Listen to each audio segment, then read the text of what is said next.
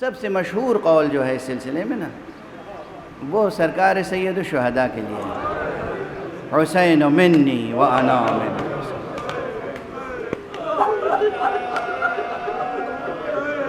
حسین میرا مجھ سے ہے اور میں حسین سے، حسین سبط من الاصباط۔ جب آقا حسین چھوٹے سے تھے،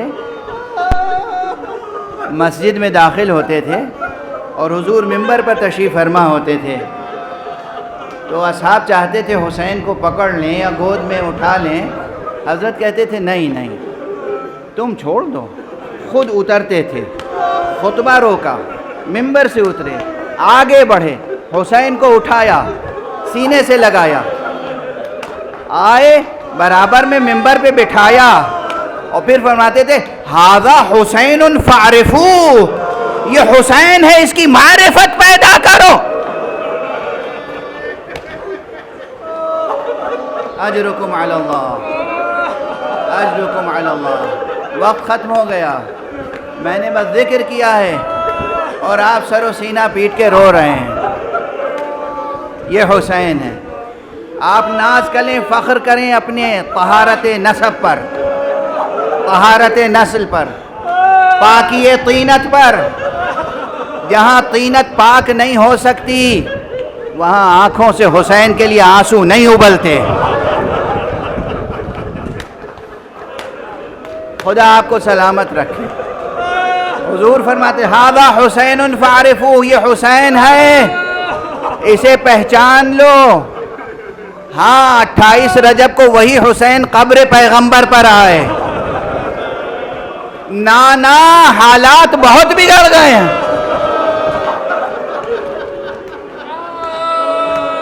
یا جدہ یا رسول اللہ، اے نانا اے رسول خدا، ھذا ابنک الحسین، یہ آپ کا بیٹا حسین ہے۔ نانا اب باطل مجھ سے بیعت طلب کر رہا ہے، اب مدینے میں میرے لیے جائے امن نہیں آئے۔ واقعات برابر آپ سنتے رہتے ہیں، میں تو بس چند اشارے کر کے گفتگو تمام کروں۔ بعض حضرات یہ بیان کرتے ہیں، بلکہ اکثر حضرات، کہ جس شب بیعت کے لیے طلب کیا گیا اسی شب آپ نے مدینے کو چھوڑ دیا، لیکن ایسا نہیں ہے۔ بہت سے محققین یہ کہتے ہیں کہ اسی شب نہیں، آقا نے 2 شبوں کے بعد مدینے کو ترک کیا ہے۔ اور پہلی شب نانا کے روضے پر آئے، قبر مبارک پہ بیٹھے کے قریب بیٹھے اور زیارت پڑھی، سلام پڑھا، گفتگو کی، واپس چلے گئے۔ دوسری شب پھر آئے، تیسری شب، ایک شب میں 3 مرتبہ آئے۔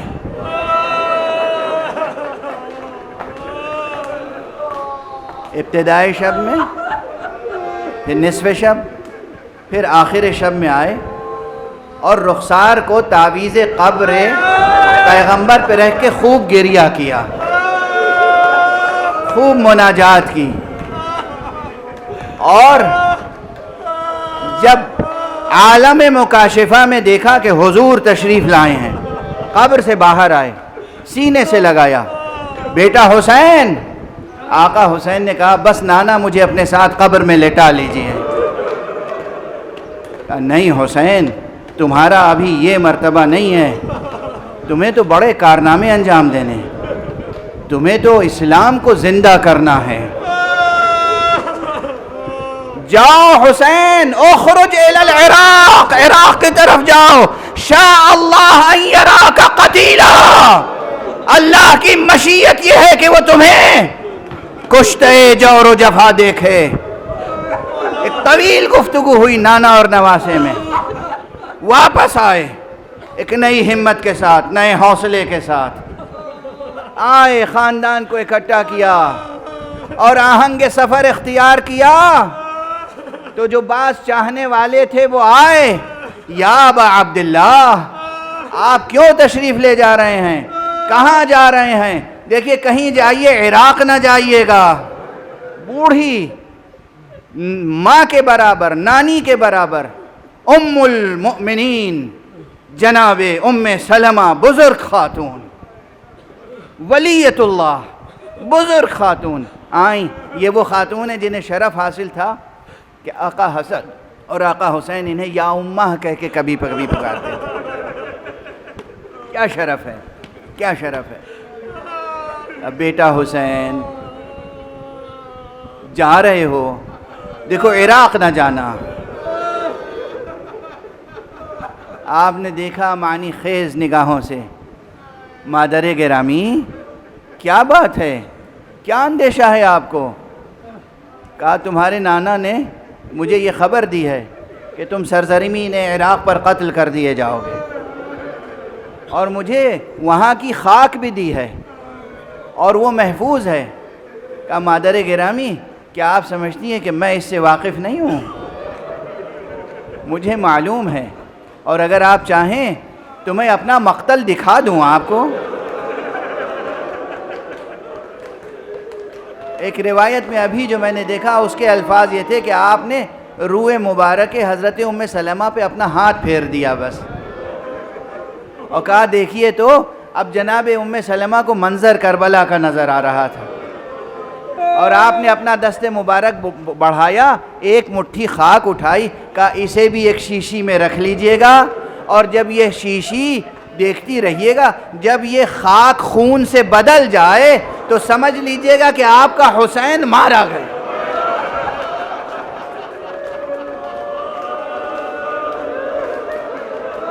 اجرکم علی اللہ۔ مجلس تمام ہو گئی، بس آخری ایک فقرہ کہہ دوں، آخری ایک فقرہ۔ یہ فقرہ بھی تازہ نہیں ہے، لیکن دیکھیے دل پہ کیا کیفیت طاری ہوتی، کیا قیامت ٹوٹ جاتی ہے، کیا بجلیاں سی کوند جاتی ہیں۔ جب آقا جا رہے تھے تو کچھ اور لوگ آئے، حضرت عبداللہ ابن عباس آئے، کہیں پر جناب محمد حنفی آئے۔ ابا عبداللہ، ابا عبداللہ، آپ جا رہے ہیں، قربان ہونے کے لیے جا رہے ہیں، تو یہ پورے کنبے کو کیوں لے کے جا رہے ہیں؟ یہ خواتین کو مخدرات عصمت و طہارت کو کیوں لے کے جا رہے ہیں؟ نبی زادیوں کو کیوں ساتھ میں لے کے جا رہے ہیں؟ آپ نے فرمایا نبی نے دو جملے فرمائے ہیں، ایک جملہ یہ ہے کہ شاء اللہ ان یراک قتیلا، دوسرا جملہ یہ شاء اللہ ان یراہن سبایا، اللہ کی مشیت میں یہ گزر چکا، انہیں اسیر ہونا ہے، انہیں اپنی چادریں دے کر حقیقتوں کو محفوظ کرنا ہے، انہیں اسلام بچانا ہے، انہیں قرآن بچانا ہے، انہیں حقیقت ختم نبوت کو بچانا ہے، انہیں حقیقت ولایت کو بچانا ہے۔ انا للہ و انا الیہ راجعون، رضا بقضائہ و تسلیما لامرہ۔ پروردگار ہمیں علوم قرآن اور معارف اہل بیت سے آشنا فرما۔ پروردگار ہمارے سینوں میں ہمیشہ چراغ توحید روشن رہے۔ پروردگار ہمارے ہاتھوں میں ہمیشہ دامان ختم نبوت رہے۔ پروردگار ہمارے قدم ہمیشہ صراط مستقیم ولایت پر گامزن رہے۔ پروردگار امت اسلامیہ کو سرفراز فرما۔ پروردگار امت اسلامیہ کے خطاؤں سے چشم پوشی کر درگزر فرما۔ پروردگار عفو فرما، اللہم العفو العفو العفو۔ پروردگار ہم سب کے گناہوں کو معاف فرما۔ پروردگار ملت اسلامیہ کی عادل رہبری کو محفوظ فرما۔ پروردگار ہمارے سروں پر علماء اعلام، مجتہدین عظام، فقہاء کرام کے سائے کو محفوظ فرما۔ پروردگار ملت میں اتحاد و یکجہتی پیدا کر۔